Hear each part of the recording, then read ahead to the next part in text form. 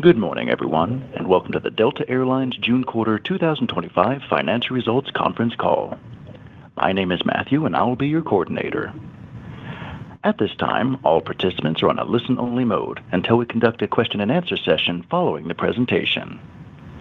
As a reminder, today's call is being recorded. If you have any questions or comments during the presentation, you may press star 1 on your phone to enter the question queue at any time. I'd now like to turn the conference over to Julie Stewart, Vice President of Investor Relations. Please go ahead. Thank you, Matthew. Good morning, everyone, and thanks for joining us for our June quarter 2025 earnings call. Joining us from Atlanta today are our CEO, Ed Bastian, our President, Glen Hauenstein, and our CFO, Dan Janki. Ed will open the call with an overview of Delta's performance and strategy. Glen will provide an update on the revenue environment, and Dan will discuss costs and our balance sheet. After the prepared remarks, we'll take analyst questions. We ask that you please limit yourself to one question and a brief follow-up so that we can get to as many of you as possible. After the analyst Q&A, we will move to our media questions. Today's discussion contains forward-looking statements that represent our beliefs or expectations about future events. All forward-looking statements involve risks and uncertainties that could cause actual results to differ materially from the forward-looking statements.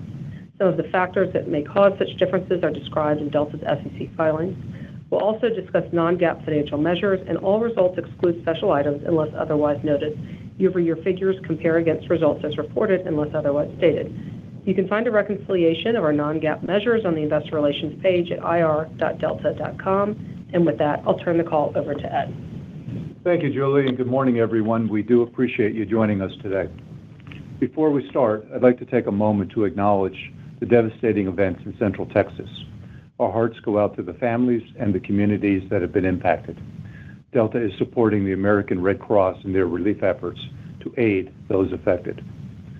Earlier this morning, we reported June quarter results, posting pre-tax income of $1.8 billion, or earnings of $2.10 per share on record quarterly revenue in line with our April guidance. This performance reflects strong execution in a demand environment that has stabilized and the continued resilience of our diverse, high-margin revenue streams. We achieved an operating margin of 13.2% and generated $700 million of free cash flow during the quarter, bringing our year-to-date free cash flow to $2 billion.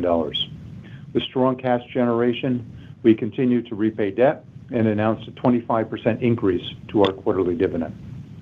I'm proud of the team for delivering strong financial and operational results in the first half of our centennial year. In a dynamic and somewhat unpredictable environment, our team has stayed focused, controlling what we can control and executing with discipline. Operationally, Delta once again led network peers across key reliability and customer experience metrics, including on-time performance, completion factor, and net promoter score. This strong performance underscores the resilience of our operation and the exceptional efforts of our teams to take care of our customers despite greater than normal summer storms across our system. Consistent with Delta's longstanding commitment to industry-leading total rewards for industry-leading performance, we awarded our people with a well-deserved base pay increase of 4% during the quarter. And we're also on track for another industry-leading profit-sharing payout next February. Turning to demand, the environment has been stable since resetting to a lower growth rate earlier this year. Overall demand for air travel remains similar to last year, with softness largely contained to main cabin and particularly during off-peak periods. Diversified revenue streams, which make up nearly 60% of Delta's revenue, remain resilient. The fundamentals of the U.S. economy are solid. Our core consumer is in good shape and continues to prioritize travel, and affinity for Delta's brand has never been stronger. This is evidenced by the sustained strength of our premium products and our industry-leading co-brand card, with consumer spend growth on the Delta American Express card up double digits in the first half of the year. The recent passage of the reconciliation package creates certainty around tax policy, and with continued progress on trade negotiations, we expect both consumer and corporate confidence to improve in the second half of the year, creating the environment for travel demand to accelerate. On the supply side, we're encouraged by the industry's actions to align capacity with demand as we move beyond the peak summer period. Importantly, seats at the lower end of the market are scheduled to contract as carriers adjust to the environment and work to improve financial performance. Against this backdrop, Delta remains very well positioned. We have also adjusted to a lower growth environment, and as discussed in April, our focus is managing the levers in our control to generate strong earnings and free cash flow. This includes adjusting our capacity to match demand and aggressively managing our cost base to deliver on our commitments. For the September quarter, the midpoint of our guidance is for earnings per share flat to last year on low single-digit revenue growth and a double-digit operating margin. The upper end of our outlook positions us to deliver earnings for the first 9 months of the year that are flat with 2024. While not the growth we are planning for at the start of the year, this would represent solid performance in a very dynamic environment and highlights the durability of our business model as well as the growing divergence that we're seeing across the industry. Reflecting our confidence in the business, we are restoring financial guidance for the full year. We expect to deliver earnings per share of $5.25 to $6.25 and free cash flow of $3 to $4 billion. This free cash flow outlook is within our long-term target range and enables us to pay down $3 billion of debt this year while also returning cash to shareholders. Looking beyond 2025, I am confident in our ability to deliver financial performance that is consistent with the 3 to 5 year framework we outlined for you last fall. In our 100th year of flight, our strategic focus is clear. We're continuing to invest in elevating the world's best airline, expanding our global footprint, and transforming through technology. Globally, we have strengthened our network through a portfolio of best-in-class partnerships, providing access to over 90% of global demand via nonstop or one-stop service. What sets our international strategy apart is how we create value through both our global partnerships and our equity investments in them. This quarter, we saw meaningful appreciation in our GAAP results and the value of several of our equity stakes, with a more than $700 million mark-to-market gain, underscoring the strength and health of our portfolio. We also announced 2 new opportunities, further enhancing our long-term international growth potential. Our recently announced equity stake in WestJet helps solidify our standing as the carrier of the Americas, and our relationship with Indigo is a critical next step to establish connectivity between India, Europe, and North America with India's largest and fastest growing airline. We are also continuing to make meaningful investments in technology across the business. For our customers, we're enhancing the travel experience with Delta Concierge, our virtual personal assistant built into the Fly Delta app that is launching later this year. In the operation, we're driving efficiency through predictive intelligence that improves resource availability and optimizes maintenance. And commercially, we're optimizing revenue through our partnership with Fetcher, leveraging AI-enhanced pricing solutions. While we're still in the test phase, results are encouraging. As has always been the case, our greatest advantage, though, is our people and their unmatched skill, dedication, and commitment to serving our customers. In closing, we are focused on leveraging our competitive strengths and our scale advantage while controlling what we can to deliver for our customers, our employees, and our owners. Our centennial year is a powerful opportunity to demonstrate the magnitude of the differentiation that we have created and the growing durability of our financial performance. Thank you again for joining us, and with that, I'll turn it over to Glenn and to Dan to cover the details of the quarter. Thank you, Ed, and good morning. I want to begin by expressing my appreciation to the entire Delta team for your dedication throughout this busy summer travel season, and to our customers for continuing to place their trust in Delta. June quarter revenue increased approximately 1% year over year to $15.5 billion, in line with our April guidance range. During the quarter, demand trends stabilized at levels that are flat to last year. Our teams did a great job optimizing revenue performance in this environment by leveraging Delta's structural advantages and engaging customers beyond flight to generate a revenue premium to the rest of the industry. Diverse, high-margin revenue streams continue to show resilience, growing mid-single digits year-over-year and driving double-digit operating margins. Premium revenue grew 5% over the prior year, outpacing main cabin.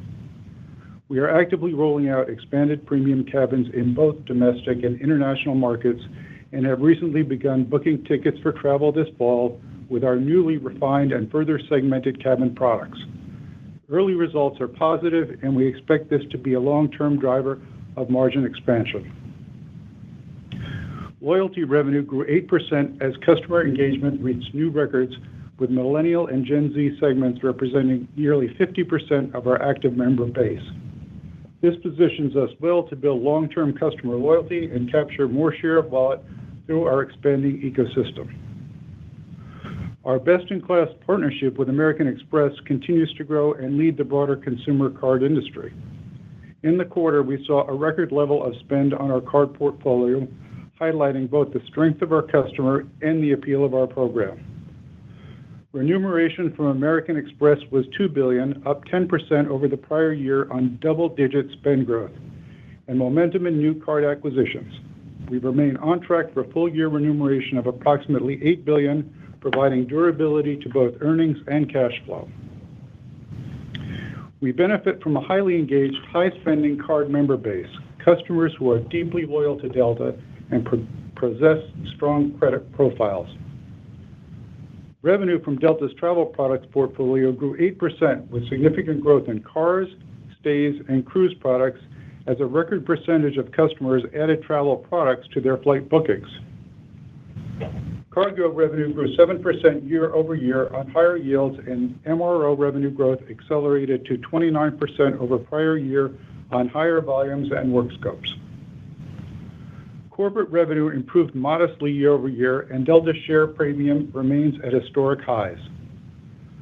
From a profitability perspective, margins are solid in all hubs and geographies, with our strongest margins in our domestic core hubs where we have industry-leading scale and connectivity. International margins have structurally improved and become more durable, reflecting the success of our multi-year international transformation through strategic investments in network, fleet, and our partnerships.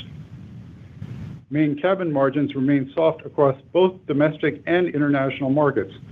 We expect improvement as industry demand and supply rebalances, and we continue to make progress on our commercial initiatives laid out at Investor Day last year. Post-summer, we have proactively adjusted capacity to address areas of softness, with reductions in main cabin and off-peak flying beginning in August on a year-over-year basis. While consumer confidence has improved from the lows we saw earlier this spring, we're monitoring booking trends closely and leveraging Delta's strength to optimize revenue in this environment. For the September quarter, we expect revenue to be flat to up 4% year-over-year. Our outlook reflects stable demand across both consumer and corporate segments, with the midpoint similar to second quarter performance, excluding the impact from lapping the CrowdStrike-caused outage. Diverse revenue streams remain resilient, and as the industry further rationalizes domestic supply, we expect unit revenue trends to improve through the back half of the year. Internationally, while we are seeing some unit revenue pressure through the peak summer months, trends are improving as we move into the shoulder season, September and beyond. This is most pronounced in the transatlantic, where softness in European outbound travel is impacting July and August. At the same time, there is a continued shift from U.S. point-of-sale demand into the shoulder periods as consumers look to avoid peak crowds and summer heat. Our new markets are performing very well, and we look ahead to 2026. We're incorporating these evolving seasonal patterns into our international network planning to align with customer preferences and travel behavior. While focused on optimizing revenues and margins in the current environment, we are also making steady progress on our longer-term priorities. That includes investing in the travel experience, expanding customer choice, deepening loyalty to the Delta brand, and engaging customers beyond their flight. In the air, we continue to invest in expanding premium cabins and are elevating the Delta One experience with new premium amenities, and our rollout of fast free Wi-Fi for SkyMiles members is nearly complete. On the ground, we're expanding our clubs and premium lounge footprint. Just a few weeks ago in Seattle, we opened a new Sky Club and our fourth Delta One lounge. With 57 clubs and lounges, Delta customers have access to the largest and most awarded lounge network of any U.S. airline. We are also growing the value of SkyMiles memberships by expanding ways to earn miles beyond travel, including our newest partnership with Uber, which launched during this quarter. In closing, our consistent and proven strategy is delivering a sustained unit revenue premium and returns well in excess of our cost of capital. Our ability to deliver these strong results while the broader industry works to reestablish equilibrium underscores Delta's growing differentiation and enduring leadership position. And with that, I'll turn it over to Dan to talk about our financials. Thank you, Glenn, and good morning, everyone. For the June quarter, we delivered pre-tax income of $1.8 billion with an operating margin of 13.2% and earnings of $2.10 per share, consistent with our April guidance. Non-fuel unit cost growth of 2.7% was similar to the March quarter. Cost execution continues to be an important focus across the enterprise. I'd like to thank the teams for delivering strong results in line with our expectations despite a challenging operating environment. Severe weather impacted operations throughout the quarter, with the number of irregular operation days more than 50% higher than last year and our historical average. For the first half of the year, operating cash flow was $4.3 billion, and after reinvesting $2.3 billion in the business, we generated free cash flow of $2 billion. Strong cash generation supported debt paydown of $1.5 billion through the first half, with gross leverage ending at 2.5 times. After reinvesting in the business, debt reduction remains our top capital allocation priority. Delta is investment grade rated at all three major credit agencies, has a fully funded pension and significant unencumbered assets, and secured debt capacity. In addition to using cash flow for debt maturities, we are opportunistically prepaying and refinancing high-cost debt where we can drive economic benefit. During the quarter, we successfully completed a $2 billion unsecured note offering and achieved a blended rate of 5.1%. This transaction creates a marker for the industry and demonstrates the strength of our investment-grade balance sheet, which has an average cost of debt of 4.6%. At the same time, we are committed to shareholder returns. We recently announced a 25% increase to our quarterly dividend starting in the third quarter, bringing our annual commitment to approximately $500 million. And at our current price, this puts our annualized dividend yield at 1.5%, and that's ahead of the S&P 500 average. Now, turning to our outlook. For the September quarter, we expect earnings of $1.25 to $1.75 per share and a 9 to 11% operating margin, and that's compared to 9.4% last year. As Glenn discussed, our outlook for revenue growth is flat to up 4% compared to last year. On the cost side, we continue to execute well and make progress on driving efficiency. We expect third quarter will mark our strongest cost performance of the year, with non-fuel unit costs flat to down compared to 2024. We are effectively managing the levers within our control, reducing capacity growth post-summer, and managing our cost base to deliver on our long-term targets of up low single-digit non-fuel unit cost growth. We expect our performance to lead the industry in year-over-year unit cost growth for the second consecutive year, improving our relative cost position. With a stable demand environment, a more constructive industry supply backdrop, strong cost execution, and current fuel prices, we are positioned to deliver full-year results that reflect Delta's growing differentiation and durability. For the full year, we expect to deliver earnings per share of $5.25 to $6.25 and free cash flow of $3 to $4 billion. This free cash flow outlook is within our long-term target and enables us to pay down $3 billion of debt while also returning cash to shareholders. Looking beyond 2025, we remain confident in our ability to achieve our long-term financial targets we outlined last November, delivering on margin expansion, durable earnings and cash flow, and reducing leverage to the lowest level in company's history. This confidence is grounded in Delta's enduring competitive advantages, positioning us to generate sustained value for our owners. In closing, I want to extend my sincere thanks to the entire Delta team for their dedication to one another and to our customers, especially during this busy summer travel season. And with that, I'll turn it back to Julie for Q&A. Thank you, Dan. Matthew, can you please remind the analysts how to enter the question queue? Certainly. At this time, we'll be conducting a question and answer session. If you have any questions or comments, please press *1 on your phone at this time. We do ask that while posing your question, please pick up your handset if you're listening on speakerphone to provide optimum sound quality. We do ask that all Q&A participants please limit to one question and one follow-up question, then re-enter the queue. Once again, if you have any questions or comments, please press *1 on your phone. Thank you. Your first question is coming from Ravi Shanker from Morgan Stanley. Your line is live. Great, thanks. Good morning, everyone. Ed or Glenn, I think you said in your prepared remarks that you're encouraged by industry supply actions, especially lower-end capacity coming out. Can you elaborate on that a little bit more and give us your thoughts on industry capacity in 3Q and 4Q? Do you think we are at a point that we were last summer where demand and supply came into balance and that was supportive of RASM even in a falling jet fuel environment? Hey, Ravi, it's Glenn.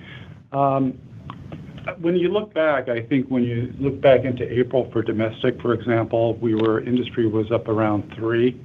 And as you move forward through the period between May, June, July, August, and then into September, it appears as though the industry has taken 4 points of capacity out.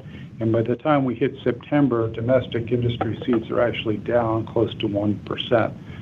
So that's a significant reduction in capacity, and it's a significant reduction in off-peak capacity that's even greater than that.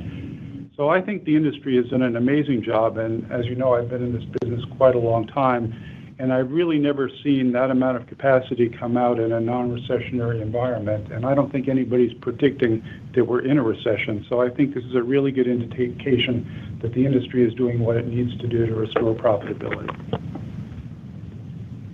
Understood. That's really helpful. Maybe for my follow-up, Glenn, can you just give us a little more color on the cabin segmentation, again, how that's being received, what that means for premium cabin, and also there's speculation that you guys may launch a new ultra-premium credit card.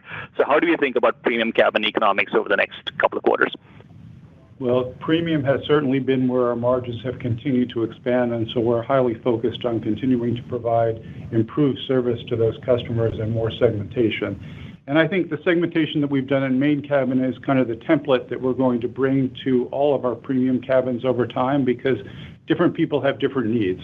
And the more choices we can give customers with the more price points that provide value, the better I think the answer is going to be for Delta and for our customers. So it's all about giving people more choice, more pricing options, and more products and services in every cabin. Very good. Thank you. Thank you. Your next question is coming from Jamie Baker from JP Morgan. Your line is live. Oh, good morning. Question for Glenn, and thanks to Ravi because it was a good lead-in. So the spread between premium growth and main cabin contraction widened to 10 points in the second quarter. That spread has been accelerating for the past several quarters, but it seems that this is a little bit more about main cabin weakness than just premium resilience. So can I ask if premium trends, whether you define that by revenue or maybe, paid load factor, did it match your expectations in the second quarter? And is it safe to assume, given your earlier commentary, that we see at least another quarter of expansion? I think there's nothing in any of the forward bookings that would have us indicate that there's a diminishing demand for premium cabins or services. And so as we continue to look, reevaluate even now the LOPAs on the airplanes and put more and more premium, we are able to do two things. One is sell more of it, and two is accommodate more of our heaviest frequent flyers with upgrades, which is something we want to continue to do to provide additional value to them. So we're very excited about where we sit today, and we're very excited about the possibilities moving forward. Okay, and then a follow-up for you, Glenn, or maybe this is for Ed.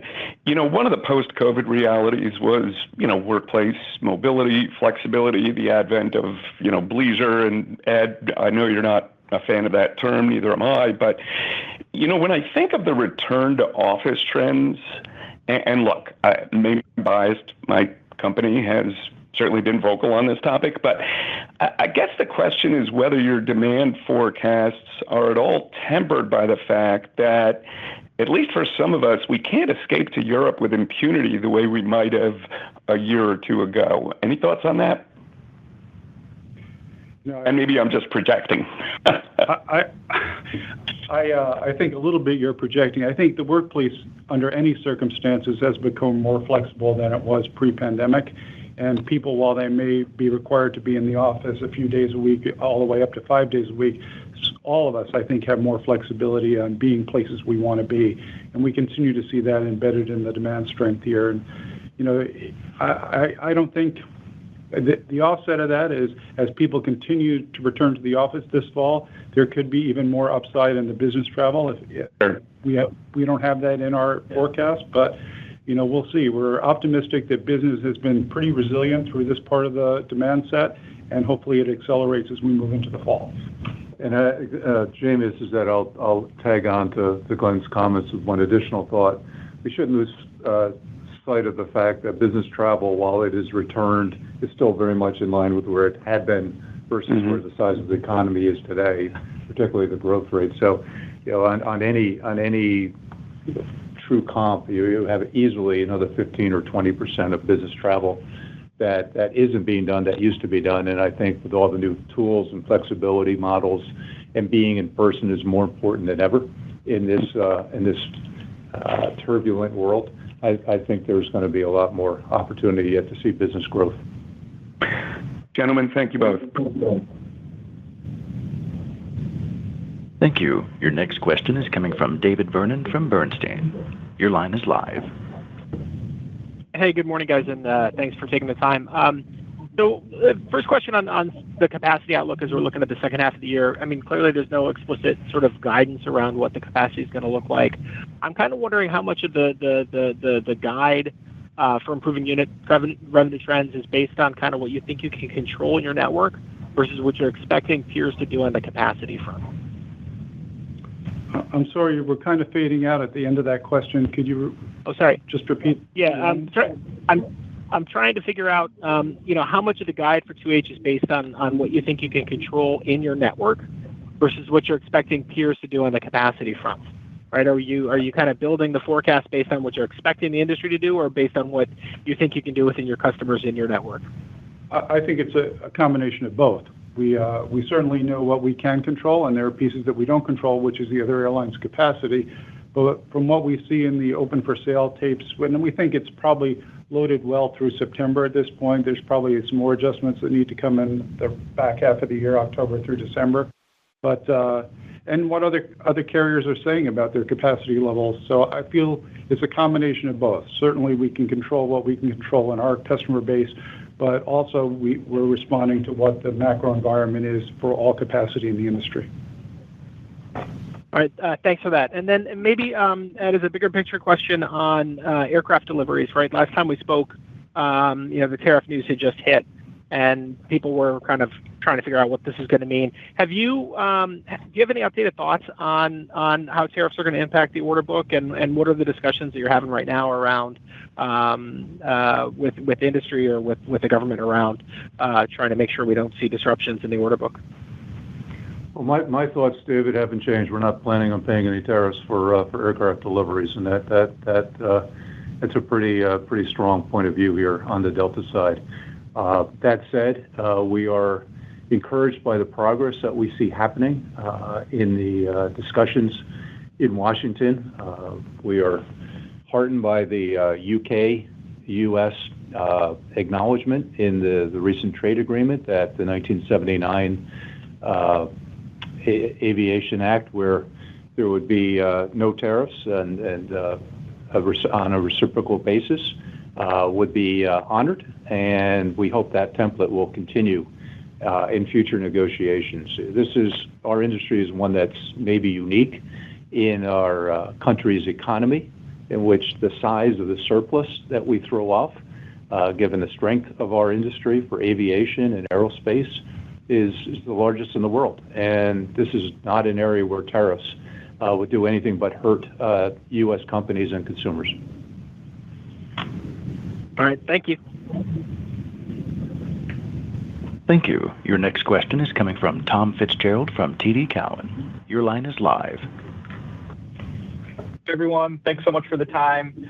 I wanted to touch in on your comment on Fetcher. I think back at the Investor Day, you mentioned that their revenue management solutions were being deployed on about 1% of the network. I'm wondering if you could tell us where that number stands today, and then just provide a little more details on what you've learned with another 6 months of experimenting with AI and revenue management. So today we're about 3% of domestic, and that's our goal is to have about 20% by the end of the year, and that's a goal. I mean, we can report back on what the actual numbers are, but you have to train these models, as you might, and you have to give it multiple opportunities to provide different results. So we're in heavy testing phase. We like what we see. We like it a lot, and we're continuing to roll it out, but we're going to take our time and make sure that the rollout is successful, as opposed to trying to rush it and risk that there are unwanted answers in there. So the more data it has and the more cases we give it, the more it learns, and we're really excited about it, and we're really excited about partnering with Fetcher. Okay, that's really helpful. Thank you so much. And then just as a follow-up, you sounded constructive on corporate today. I'm just curious what you're hearing from some of your key accounts for the post-Labor Day environment, and then how you characterize demand across some of the different sectors like financial services, tech, autos, agriculture, et cetera. Thanks again for the time. Sure. Most of our survey results indicate that people are going to spend the same or more, and they usually do that. So we'll see as it materializes. But as far as the sectors go, really the favorable sectors are banking, consultancies, and technology, and the laggards are autos and manufacturing, which is kind of surprising given the way the government is trying to bring manufacturing back. So hopefully those will turn around here in the not too distant future.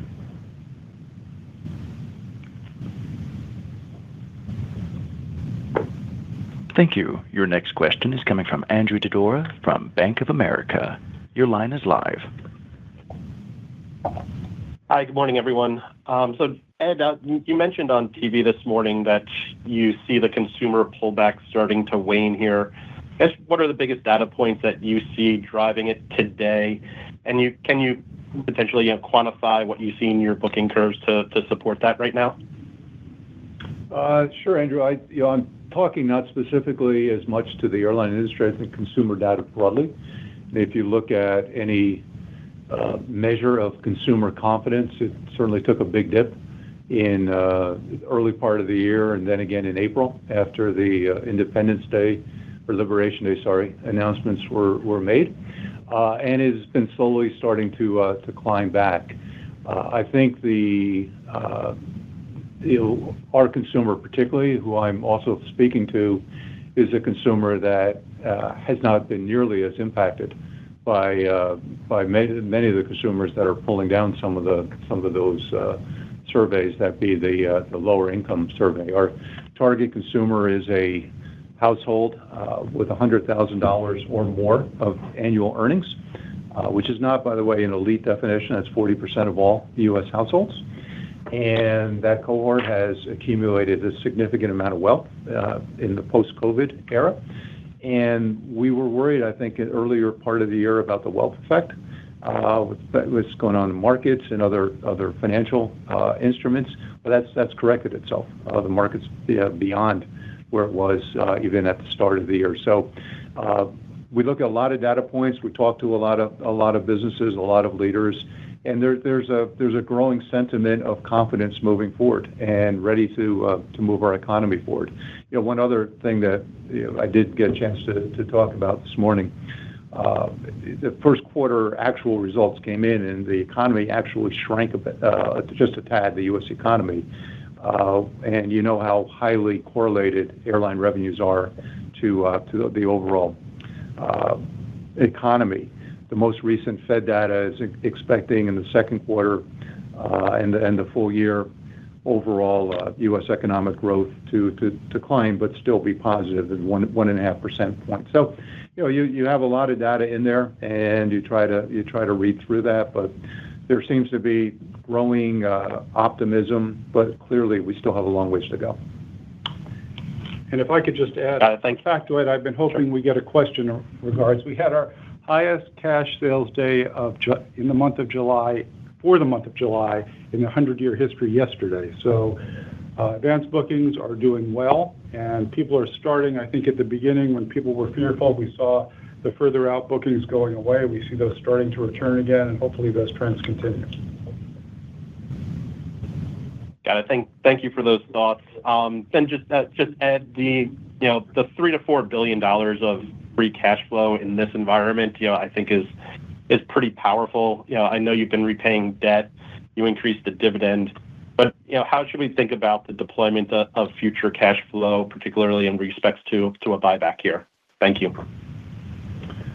Well, as you know, Andrew, we did file a shelf for a $1 billion buyback. In this environment, our priority continues to be debt repayment and the growth that we recently announced around the dividend.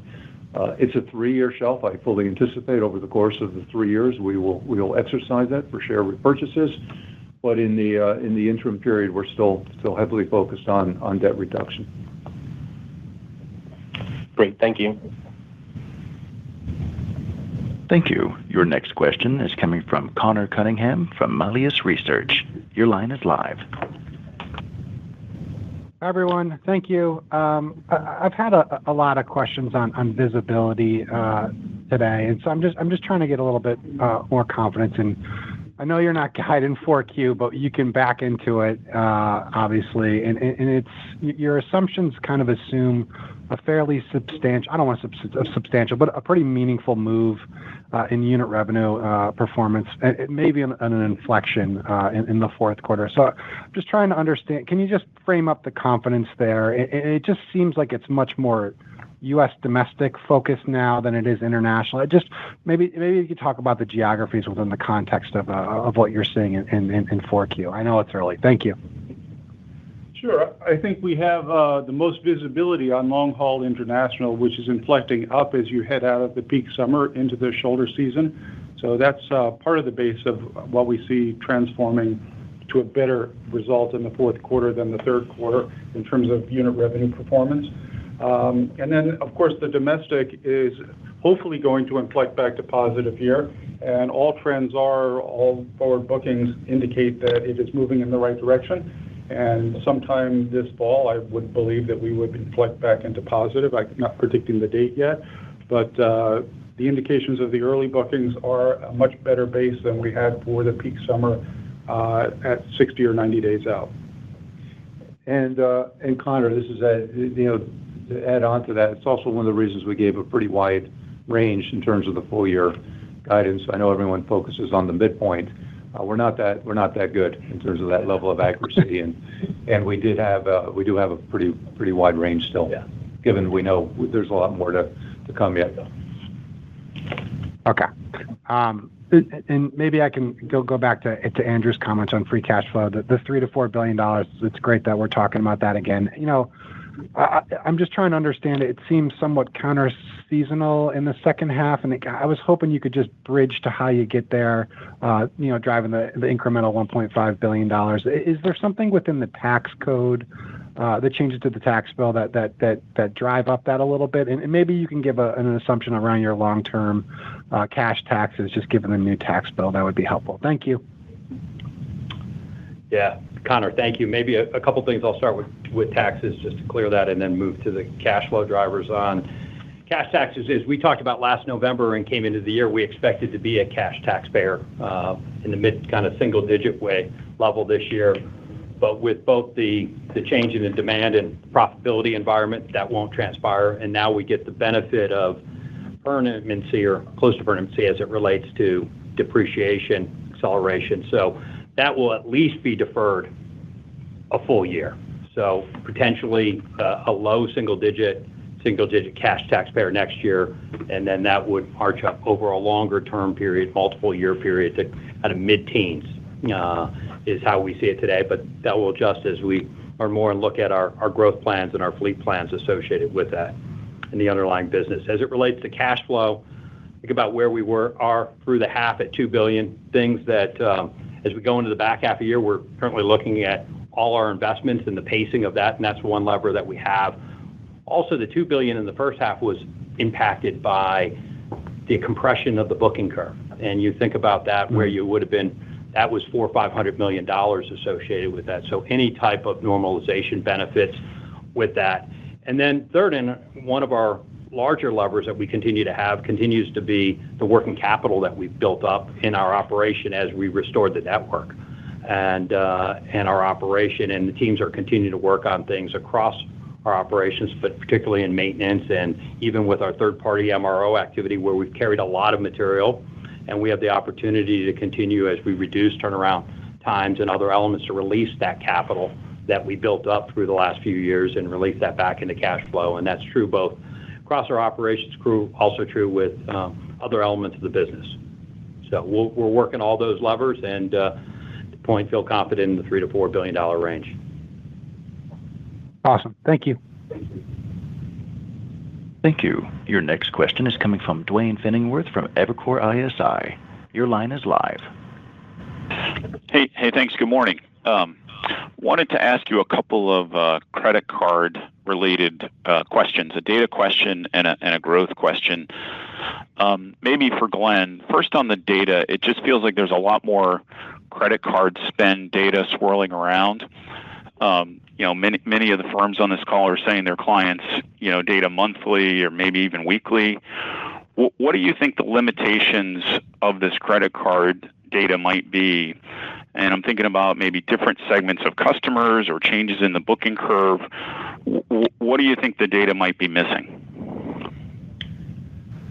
I haven't spent a lot of time thinking about the data that comes out from others. I think I watched a comment this morning on somebody talking about credit card spend and that it was much worse at the lower end of the spectrum than it was for higher end. And I think that's what we're indicating here is we have the higher end. The higher end seems to feel more comfortable and is actually growing their disposable income.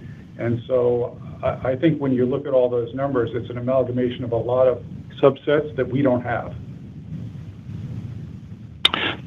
That's helpful. And then on your own co-brand, I think we understand or appreciate the competitive dynamics within the airline industry, but how do you think about Delta's competitive advantages outside of the airline industry as we see, high-end cards, maybe high-end clubs, but not attached specifically to an airline brand? Right. We spend a lot of time thinking about this and how we can continue to enhance the benefits. And, I'll just give you a satisfaction number. Holders of our card have had the highest satisfaction in history of our card in the last quarter. So continuing to innovate on the product side, continuing to provide value that people outside of our business can't provide, whether or not it's club access, whether or not it's status.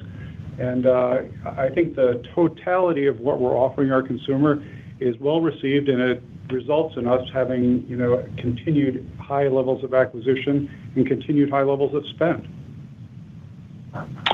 Thank you.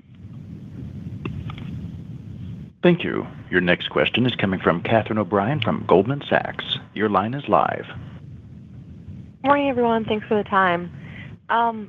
Despite a tough operational environment in the quarter, especially in Atlanta at the close of the quarter, your CASM-ex came in line with plan. What else went better in the quarter to maybe offset some of those operational challenges? And do you think you can keep that momentum up going forward? to. This is, thanks. As it relates to operational performance, I think this is consistent with what you've seen over the last 12, 18, 24 months from the team.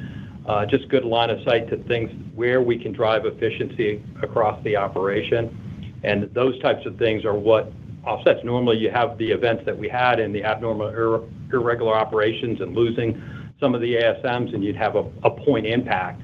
And our teams are able to execute through that because they're working on a whole basket of efficiency opportunities. And for instance, you see it in the line items of the SEC. You see maintenance down, right? It's the tech ops team, and we've talked about it, where we've had their costs at a high point over the last couple of years, and last year hitting it, and with volume and with improvement in efficiency and turnaround and other factors are getting more effective associated with that, and you pick up that benefit. So those types of things that the teams are working on and working on those basket of opportunities. Got it. And then maybe, MRO revenue saw strong growth this quarter. Can you just update us on where we should be thinking MRO revenue can get to over the coming years? Are you guys mostly caught up on some of the delayed maintenance from the COVID era on Delta's own fleet? Just can you help us think about how much more volume you can open up to third party over the coming months versus last year or two? Thanks so much for the time. Yeah, we're excited about the future of MRO, and as we talked about consistently over the last 2, 3, 4 years, that the priorities coming through pandemic was the restoration of the Delta network and the Delta capabilities. But really proud of the tech op team and the capabilities that we have there, and we're well positioned both on next generation equipment, but also deep competencies on all those installed legacy engine types. And we're now getting back to being able to focus on that and drive that growth. You're going to see growth for the first time this year for the total year. And this is one that you're going to continue should grow well above the rate of the core airline. And I think a good marker of that was just here coming in the MRO Americas, where we announced the UPS deal. Again, this isn't next generation. This is right in the heart of what we're really good at on the PW2000, and it's the largest in the history of Delta as it relates to a third-party commercial relationship and getting that benefit along with the next generation. So this is something that can go from where it is today to $1 billion, $2 billion, $3 billion and continue to grow. Thanks so much. Thank you. Your next question is coming from Mike Linenberg from Deutsche Bank. Your line is live. Oh, yeah. Hey, good morning, everyone. Hey, Dan, you talked about the fully funded pension. How should we think about that with respect to potential tailwinds, either on the P&L or on, sort of your cash flow this year? I mean, I realize that a lot of the plans are frozen, but there should be some sort of benefit. Can you size that for us?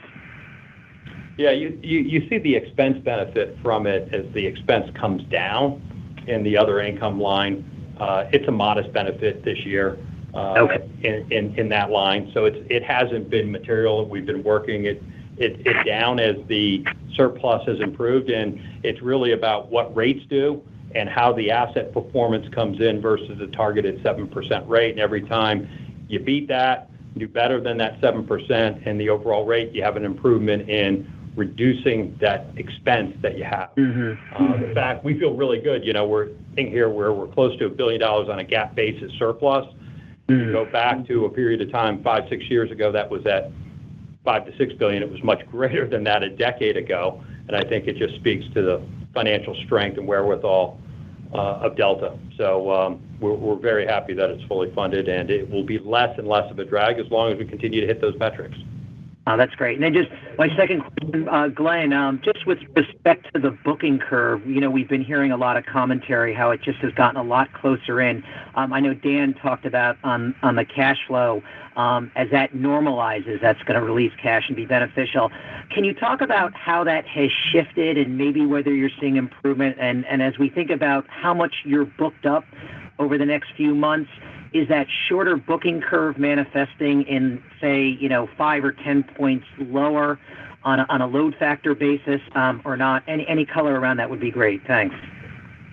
So, yes, the booking curve has shifted in, and generally there's outside of 120 days forward, it hasn't deteriorated that much. Inside of 120 down to 90, it has, or actually down to 60 it has. So there's a piece in there that's moved closer in, and we tend to build a lot inside the month, which we didn't do last year because a lot of those tickets were already sold. So we have seen indications that it's starting to move back out again, and I think this is very correlated to consumer confidence.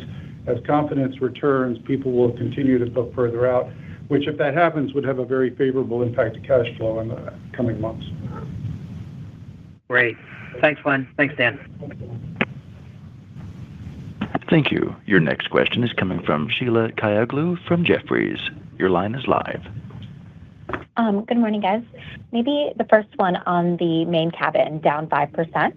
How do we think about that turning positive? What were the biggest areas of weakness? How do we think about the improvement in Q3 and Q4? And just, the overall timeline to turn main cabin positive again. Right. So main cabin has been the weakness as we move through the year, and it's been very weak and off-peak. So how we've done with it, and I think a lot of the industry, if you listen to what they're all doing, is we're all taking the weakest trips out, which is what you would expect airlines to do. And they tend to be on off-peak days, so Tuesdays and Wednesdays, and they tend to be at off-peak times, pre-6 a.m. or post-2100 departures. So that's really where we've concentrated in trying to eliminate those and consolidate that travel back onto the peak a little bit more. And I think you're seeing very favorable results as we move through or I would expect to see very favorable results for main cabin as we move through the rest of the year, given what the industry is reducing to. Is there a timeline on, could it be positive next year or in 25? Oh, it could be positive this year. I'm not writing off that it could not be. I think we have a good shot of it becoming positive or at least neutral by the third quarter or fourth quarter of this year. And then just maybe on the Atlantic commentary, how do you think about U.S. Non-U.S. point of sale exposure to the curve? What's going on in Europe, and what are some of the best performing areas or countries versus lower performers?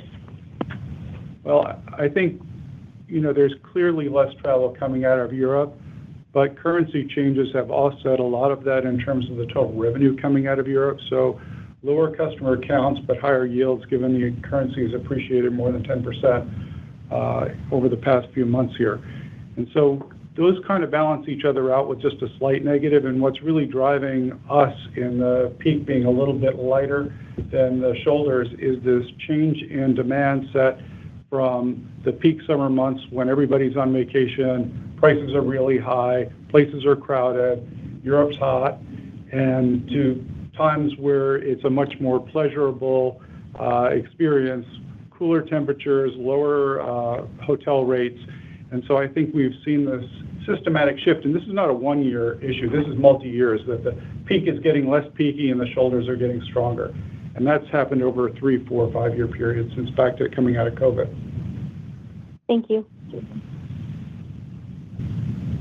Thank you. Your next question is coming from Stephen Trent from Citi. Your line is live. Good morning, everybody, and thanks for squeezing me in. I wanted to get back just a little bit, maybe a follow-up on Andrew's question about, the strong free cash flow you guys had. When I would think about the co-branded card remuneration around the working capital flow, I sort of recall you guys were sort of looking to a high single-digit increase in co-branded card remuneration, and it perhaps has come in a little bit stronger than that. If you could elaborate, please. Yes, both card spend and the cash that we've received from Amex is up 10% in the quarter. So really good, continued strong strength there. Great. Thank you, Dan. And just a quick follow-up here. I also recall your international point of sale is maybe 80-some-odd% U.S. Does that look? How does that look on the co-branded card side? Do you actually have a meaningful number of foreign card holders, or is this just pretty much entirely U.S. card holders? Thank you. It's 99% U.S. card holders. Very helpful, and thanks for the time. Matthew, we'll now go to our final analyst question, Savi Syth. Certainly. Your last question's coming from Savi Syth from Raymond James. Your line is live. Hey, good morning, everyone. Good morning, everyone. If I might ask, just given the level of uncertainty that was there the last time you had this earnings call, just how has your kind of view on kind of the post-summer capacity plan evolved? And if you could kind of talk about like on the domestic side as well as the international side. How has it evolved? Well, I think we've seen the industry continue to act responsibly and take capacity down, particularly in the off-peaks and particularly in domestic main cabin. So those are the areas that have been the weakest, and I think the industry is doing a very effective job in terms of addressing that in the supply offering. Internationally, I'd say we're in pretty good shape. I don't think everybody's winter IATA schedules are loaded yet, so we'll keep a close eye on that. But there's probably, that's where the slowdown in growth has not occurred as dramatically as it has domestically yet. But I think as we move through the year, we'll see more and more of that. And does that apply for your thinking, Glenn, too? Like nothing really has changed from how your approach? No, I think a lot's changed for us. We've taken, several points of capacity down. Our European capacity offering as you get to the shoulder is relatively flat. I think we're up 2.5% in seats. We were up in the mid to high single digits at the peak of peaks. So I think everybody's doing their fair share in terms of trying to get this back to capital returns that are in excess of our cost of capital. Appreciate that. And just a last follow-up. Just you had a comment about replicating some of the shoulder seasonal patterns on the international network. Is that more of a transatlantic comment? Is that kind of other, Pacific and LATAM as well? Just kind of curious if you could flesh that out a little bit. Well, LATAM is actually contra-seasonal, so its peak is in December and January. And the Pacific is less seasonal than Europe, so this is really related to Europe, which is 60 to 65% of our total international. Appreciate it. Thank you. That will wrap up the analyst portion of the call today, and I'll now turn it over to Tim Mapes to start the media questions. Thank you, Julie. Matthew, if you don't mind reiterating for the members of the media the call instructions and the follow-up, please. Certainly. At this time, we'll be conducting a Q&A session for media questions. If you have any questions or comments, please press star, then 1 on your phone. Please hold while we poll for questions. Thank you. Your next question is coming from Leslie Josephs from CNBC. Your line is live. Hi, good morning, everyone. Thanks for taking my question. Just curious on the segmentation at the front of the plane. Is that something that you plan to roll out in 2025 or 2026? And would it look something more like a basic business where the customer doesn't have a seat assignment or something like that? Or do you plan to have kind of a fancier or more desirable seat within Delta One or one of the other first-class cabins? Thanks. I think we're going to reserve comments on that until we roll it out. I think we're testing it with customers today, and we're doing a lot of surveys, and we haven't rolled it out yet, not because we don't have the technological capability, but we want to make sure that customers understand what we're putting in market and that they find value in it. Okay. Could you tell us what you're testing exactly currently? No. No, we can't. But thank you for the question. Thank you. Your next question is coming from Mary Schlangenstein from Bloomberg News. Your line is live. Hi, good morning. In the last quarterly report, you said you were going to just add an incremental 10 aircraft this year. I wondered if that's still the plan or if that's changed. And for your capacity reductions later in the year, is that going to be mostly what you just talked about, dropping some of those off-peak time flights, or will you be parking any planes or anything like that? Yes, from a fleet perspective, we expect new deliveries to be around 40 aircraft, and we expect our retirements to be around 30, slightly more. So adding just about 10 aircraft or under that, so about 1% of the fleet.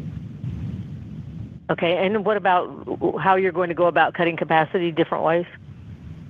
I think Glenn talked about it earlier in regards to the focus has been mostly as it relates to where there's demand weakness. So domestic, particularly in the off-peak and shoulder periods, we've taken the unprofitable or where the weak demand is flying out. Thank you. Thank you. Your next question is coming from Allison Sider from Wall Street Journal. Your line is live. Hey, thanks so much. I guess I was just curious what you guys are seeing now in terms of crowding in the Sky Clubs, especially now that you've sort of expanded the Delta One network and with some of the changes to limits on visits. We are continually working to eradicate the lines and crowding at Sky Clubs, whether or not that's building new and better Sky Clubs. We didn't mention, for example, that the D Sky Club last quarter in Atlanta opened up, replacing 8,000 square feet with 26,000 square feet.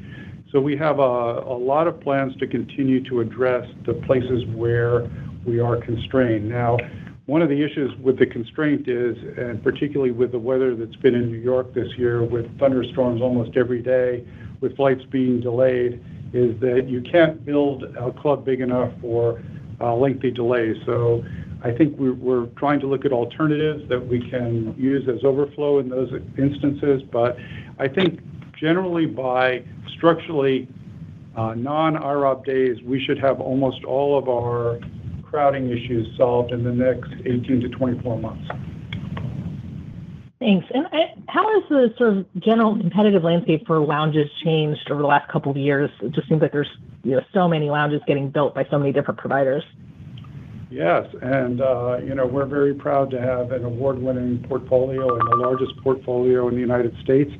And it's very interesting to me to see carriers like Southwest say that they may need to start building clubs. So I think people have seen the value in the clubs and the value in the premiumization of Delta. And I think that's something that a lot of people are trying to emulate, but they're many, many, many years behind us. Thanks.